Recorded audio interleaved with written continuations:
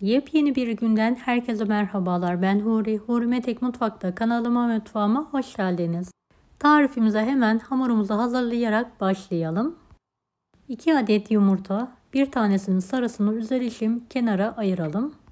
1 çay bardağı ılık su, yarım çay bardağı sıvı yağ, 1 çay bardağı yoğurt, 1 paket kabartma tozu, 1 yemek kaşığı sirke. Tüm malzemeyi homojen olana kadar karıştıralım. Unu azar azar ekleyelim. 2 tatlı kaşığı tuz. Toplamda 4,5 su bardağına yakın un kullandım. Unun miktarı yumurtanın büyüklüğüne ve kalitesine göre değişiklik gösterebilir. Kontrollü bir şekilde ekleyerek yumuşak, ele yapışmayan bir hamur hazırlayalım.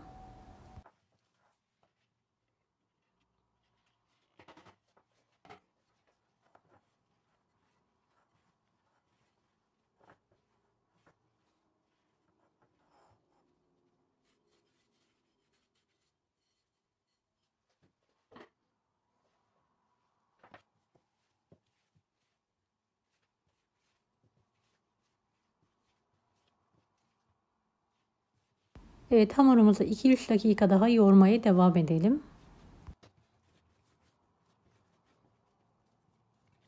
12 eşit beze olacak şekilde keselim.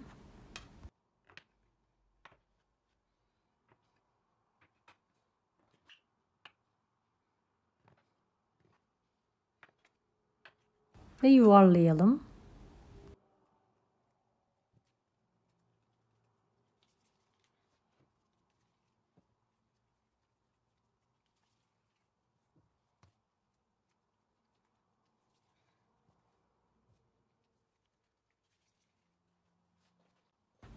Evet, biraz un serperek elimizde hafif bir şekilde bezeleri açalım.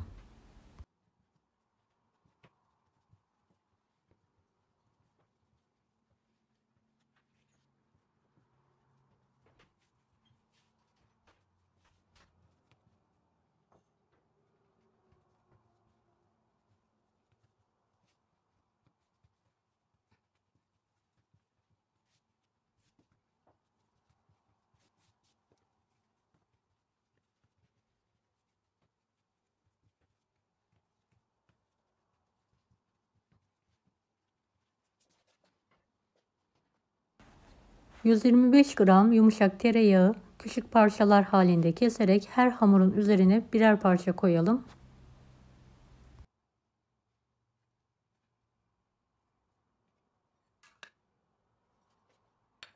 Evet, yağı hafif bir şekilde elimizde yayalım. 12 bezeyi üst üste alalım.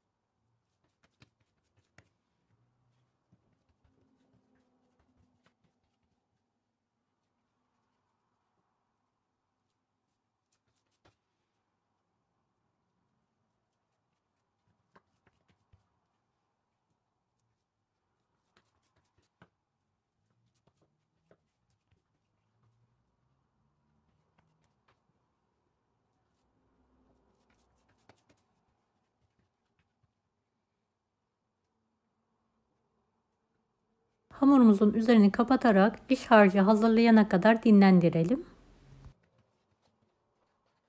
150 gram kıymayı tavaya alalım. Biraz su ile tane tane kavuralım. Ve tanelenen kıymanın üzerine biraz zeytinyağı gezdirelim.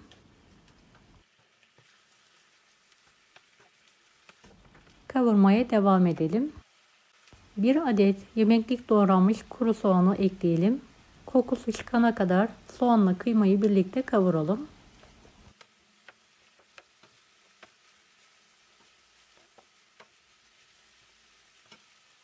Bir tatlı kaşığı tuz,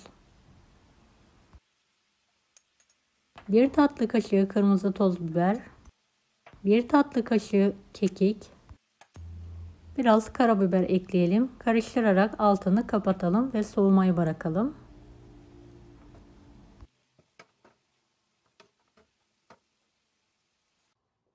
Evet, hamurumuzu dinlendirdikten sonra elimize hafif bir şekilde açalım.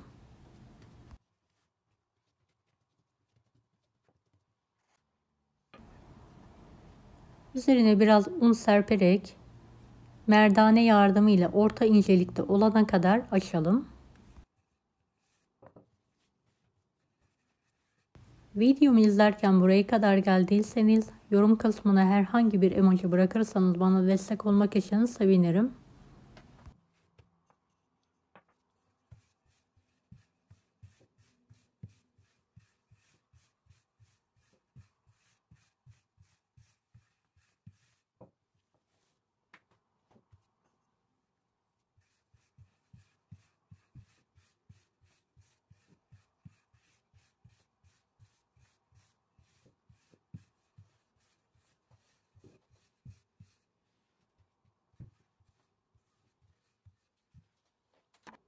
Evet, hamurumu büyüttüm. İnceliği ve büyüklüğü bu şekilde olması yeterli olacaktır.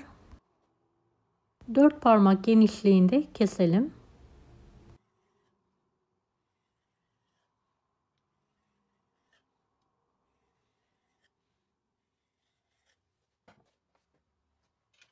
Soğuttuğumuz iç harcı her bir dilime pay edelim.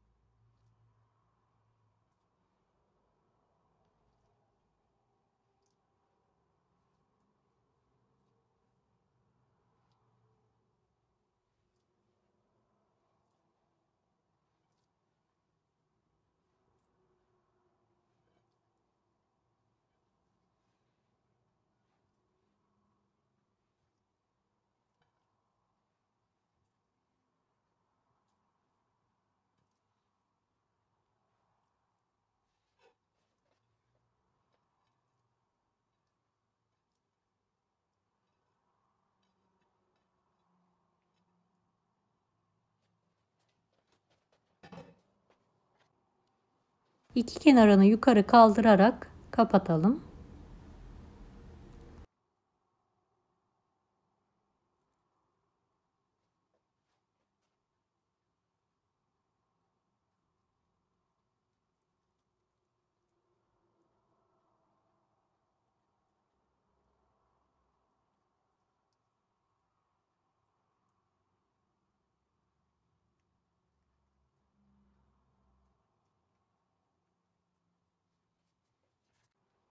Evet, hamurların hepsini kapattım. 10 santim uzunluğunda keserek yuvarlak halde kapatalım.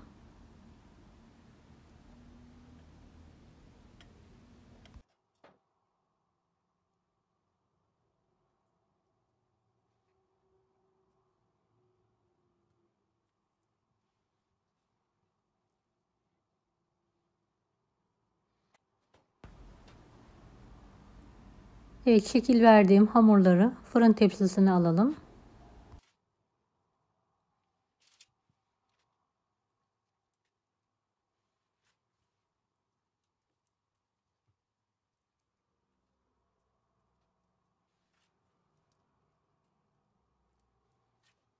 Yumurta sarısına 2 yemek kaşığı süt ile çırpalım.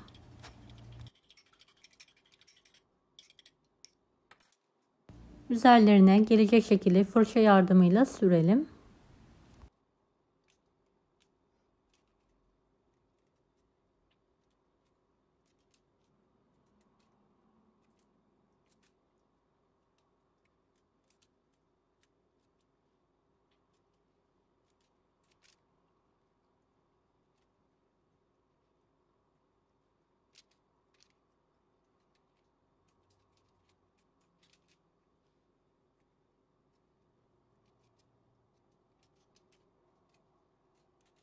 Önceden ısınmış 170 dereceli fanlı fırında üzerleri kızarana kadar pişirmeye bırakalım. Evet, pişen böreklerimizi fırından çıkartalım. Dilerseniz soğuk, dilerseniz de sıcak olarak yemeği ve ikramı hazırlayabilirsiniz. Deneyecek olanlara şimdiden kolaylıklar dilerim. Kanalıma ücretsiz abone olmayı unutmayın. Bir dahaki videolarda görüşmek üzere. Allah'a emanet olun.